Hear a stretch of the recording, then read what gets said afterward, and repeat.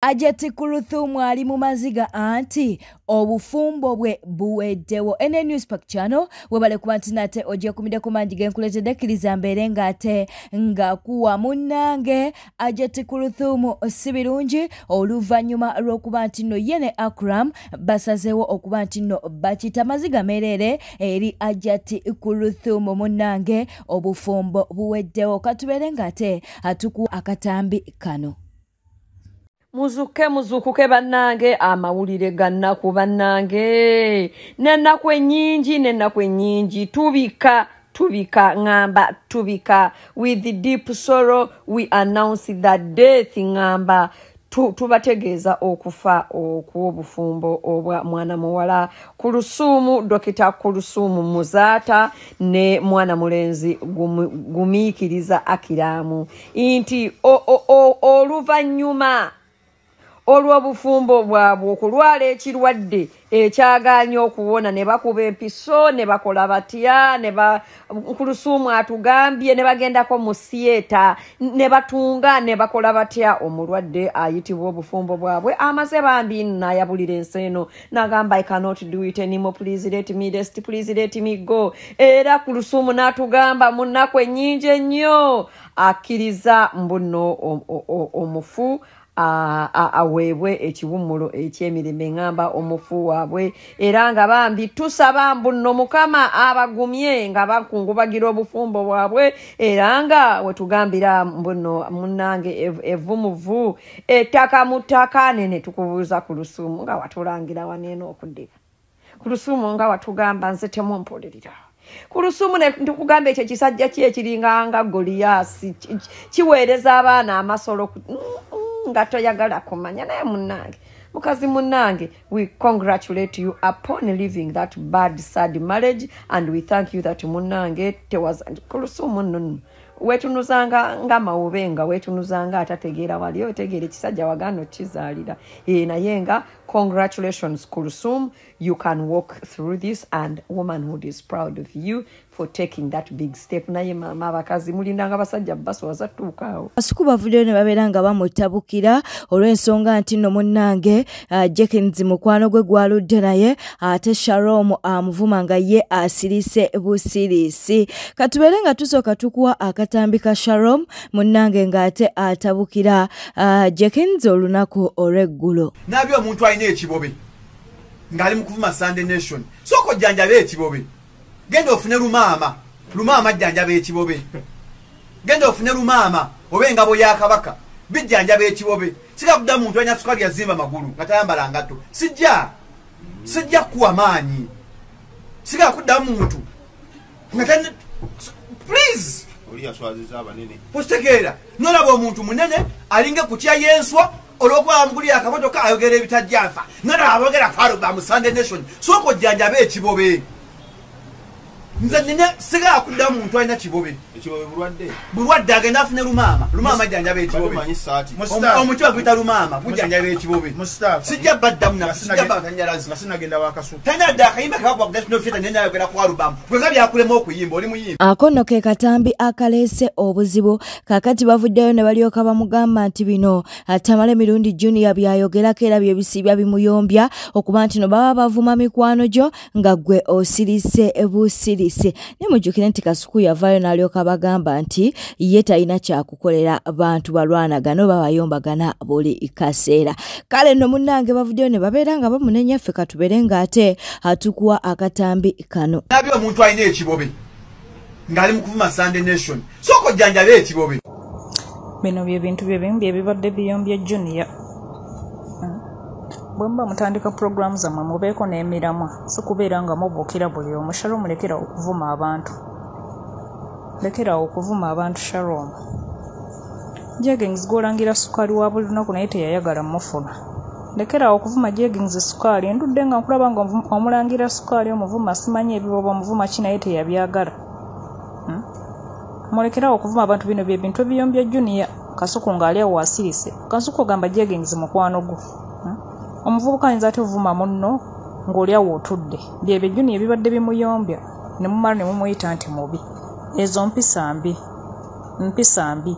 Omuntu nga mukwano gwo toyinza kulaba nga bamuvuma n'osirika n'owefuula mbu n'oli ku ssimu.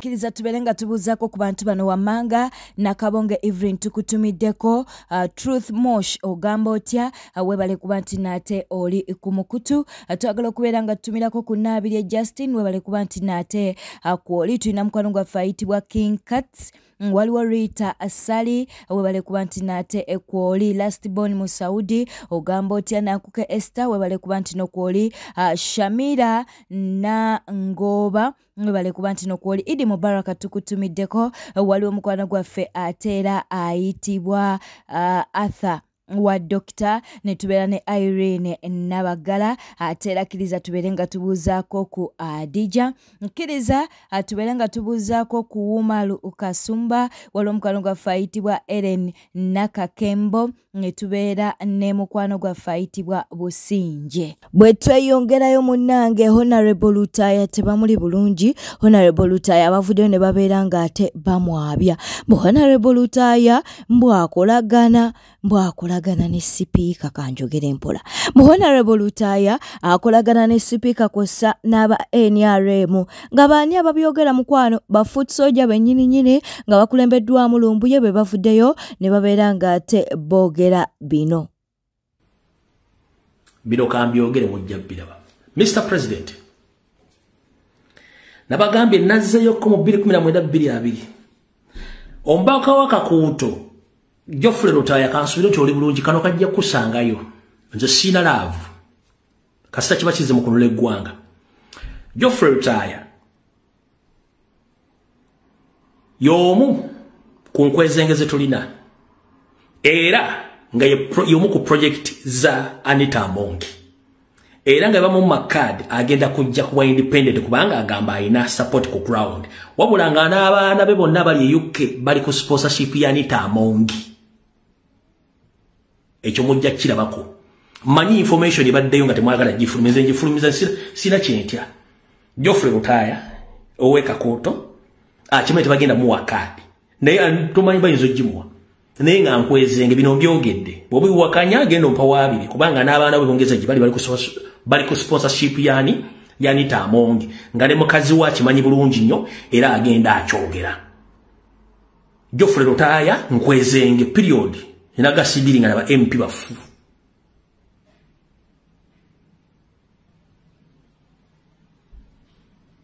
nabagamirize mu 2019 mbyogera bwenti nembirekawo bwe kijanga kizze mu mumanyi ekyange ekyogedde Subscribing, liking, leka obaka bwawo mu comment section. Calvin Kayanja wuna avuddeyo n'abeera nga ate atabuka. Banne baguddewo eddwaliro twogera ku kanso na Lukoola akusa ne Bobi Wine baguddewo eddwaliro. Kati Calvin Kayanja agamba nti bino bya kifere mbwe eddwaliro lye baguddewo teryabaddemu naddagala oba teririimu naddagala bannange. Ensero katubere nga tukwa Calvin Kayanja. Genfuna galaga nti Nalukoola ne Kadingo muguddewo eddwaliro ery'ekifere e Kawempe eritaliimu wadde akatanda akeebakibwako omulwadde. Simanyi pulinsipo bw'ogenda kulambuula ddwaliro lye batasobola kugula waadi yonna. Mulekeraawo okufera abantu. Bannayuganda babuufu bakimanyi bulungi nti eddwaliro lyonna okuyitibwa eddwaliro era ng'olyofalinze eri community liba ne practicing license okuva mu Ministry ya Health. Muyinza okutubuulira Dr. Kyakavalinga eddwaliro eryo. Muyinza okumutuwa ne practicing license ye. Mwe mulowooza nti bannayuganda bajjega ojja kuva eri ogulewo oguzimbe ebyo ebiyumbayumba ebikadde ebyo ebyafuluka bye mwabeerangamu ne musenguka ne muzimba amatiribona mbwogutimba ebipande mukolereko kye bayita sympathy vote mukwatireko bannayuganda obujega ebya Segirinya Muhammad be yakola eddwaliro nga covering Dr. Sky Soldier tubimanyi bulungi mutulage license y'eddwaliro eryo kubanga government yegaba license za malwaliro kale mutulage ku practice ku covering Dr. walio ani ali covering Dr. ki muyinza okugulawo odi yonna okutulaga abalwadde kwe beebaka. Principle mbu naye yagenze kugulawo ddwaliro eritaliimu wadde akatanda. Mukwata amawulire mbu twaguddewo eddwaliro ery'ekifere. Mulekeraawo kukyamuukiriza abantu n'okubafera. Mulekeraawo.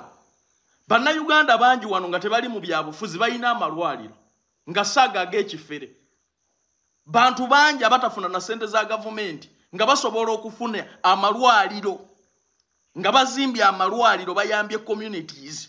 Nemwe muli ku sente za wa musolo muguddewo ekiyumba eky'obufere mutadde wali agafaananyi mu kino kya Kadingo ekino kya Nalukoola kumwenna ani ayina ebbaluwa za Ministry of Health. Kuliko kumwe ayina certificate y'okujjanjaba abantu. Kumwenna ani akavalinga eddwaliro eryo ng'omusawo. Ate mwe tugenda kubatwala mu kkooti mulekerawo okuzannyira ku bulamu bw'abantu n'okufera abantu. Waliwo eddwaliro erifaanana bwe riti. Muyinza okuggulawo waadi emu tulabe ku butanda abantu kwe beebakako. Kasita mwakoze kiri sepusoni bwe kiti ne muteeka wali agapande. Ono Dokita Kadingo, ono Dokita Nalukoola. Mutulage ku license practicing license ya Dokita akavalinga eddwaliro eryo. Ne license eva mu Ministry of Health erifuula eddwaliro. Mulekerawo okuzannya dozi sympathetic vote sezo. Mulekerawo okufera abantu. Musanze tulaba. Ezo loogi zammwe tuzimanyi bulungi. Teriyo ddwaliro lye mutasobola kuggulawo waadi kutulaga abalwadde kwe bagenda kwebaka.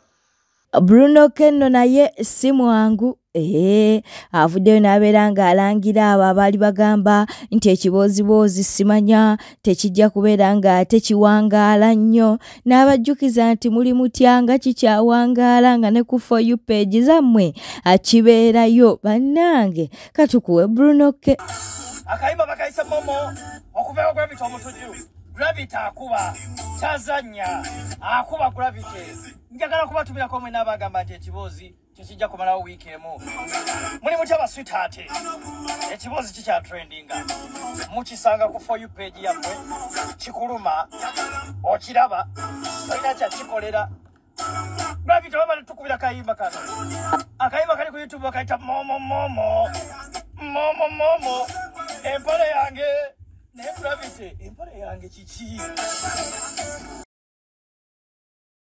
buli awulira nnugu kuweereza momo Gravity wabatera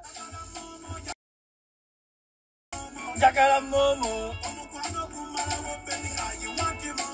njagala okutumira ku mwenna abaddeeyo ne mutufuuyire emmindi kaabulengane momo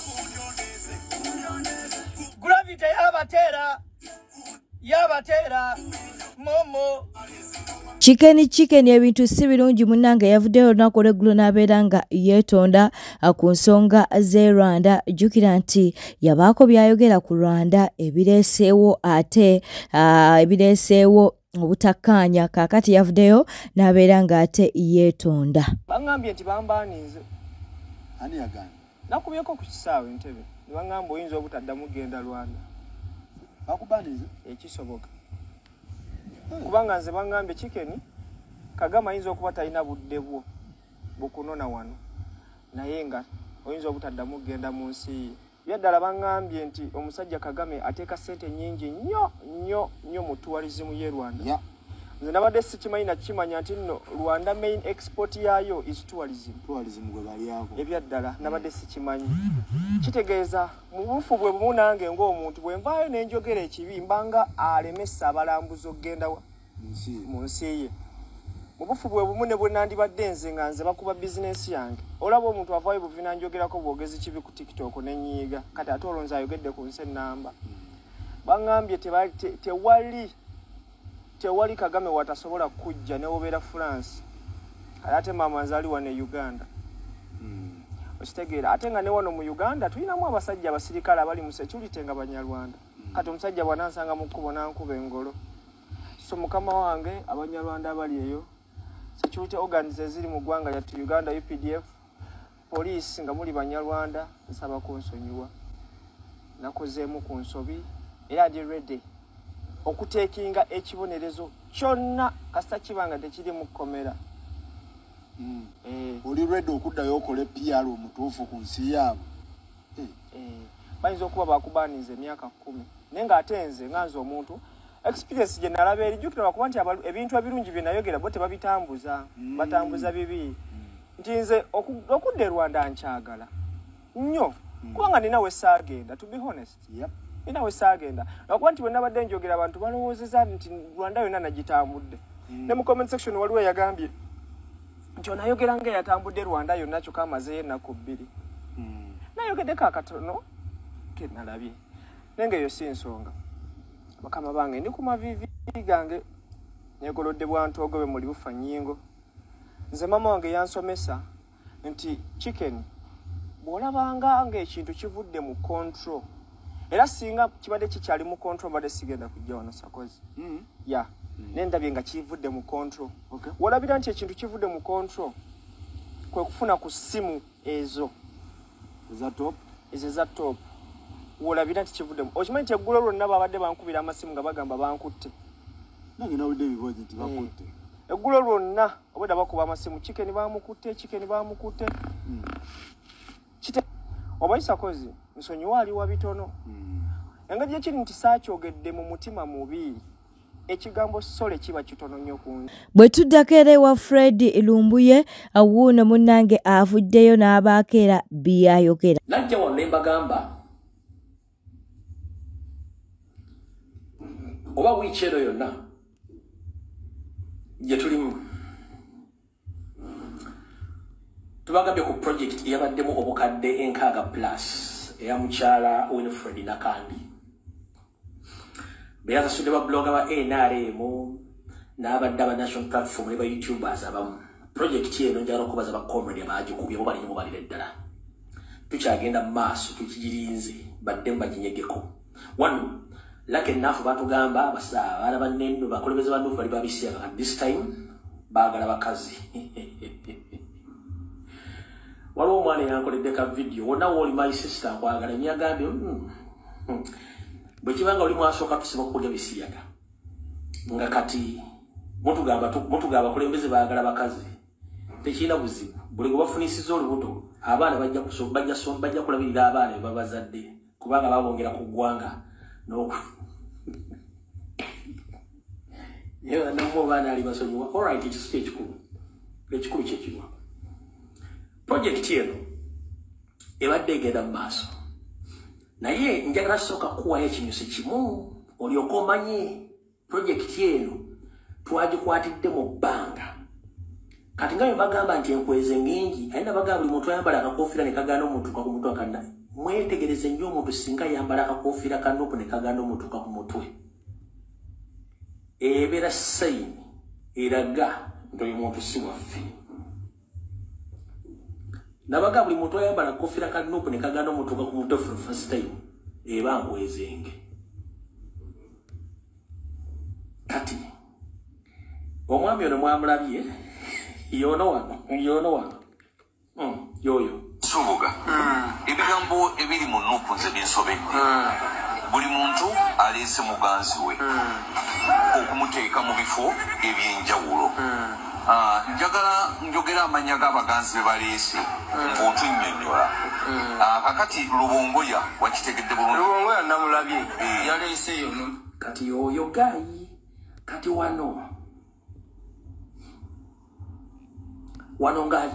yayambala akakofiira akamutuddeko obutuuzi bwe kati wuuno wano kaffe bali batemuddwa mu struggle yoyo okuva ku yasindika wuma ng'aluwa yasindika wuma mabita namukenya batandise yume batandise mutyawule basente za fulanga n'abalaba yoyo kati wano eyavuddeyo n'ayogera bino Nzala yuyiga abadafula ne Bobi Wine buli tuwa zonna ze tubadde tugendamu zonna nga Bobi Wine wasula Zala yuyiga wasula bano bannabosa kano ke balese mbu Joyce baagala nga ke kasula ne zaake buli we tulaga kano ka Grace kakoza ke kiboga ke kasula ne Waisa mufumbiro buli we tulaga ono Sharon mulungi ono muka Lugongoya mwe balese wane empiki nga yasula ne Lugongoya buli we tugenda ono sibaya mwiru gudi mwiru Victoria mwiru ono gwe balese mukono nga ye asula ne kiramani nyazi abo be bakyala abatambula abanene mu kibiina kati nabagambanga bw'obanga owulira omuntu ng'ayogera tunuulira facial expression otunene body language gayi waba ayogera talina maanyi ekyo kikulaga nti ekintu kyayogera si kituufu ekyokubiri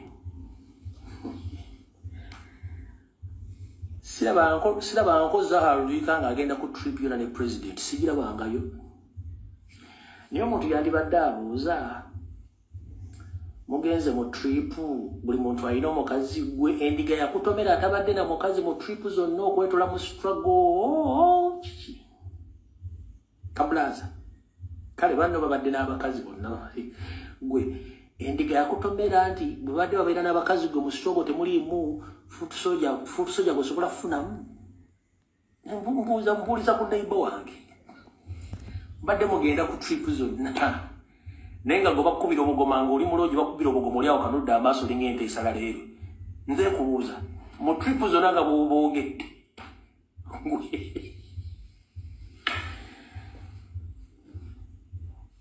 abaana musomesa abaana bwete tambudde badde mulabi mulungi olekwekulira ku Newspark channel kankusaba obeere ng'osubscribinga olikinga n'okuleka obubaka bwawo mu comment section weera bulungi weeraba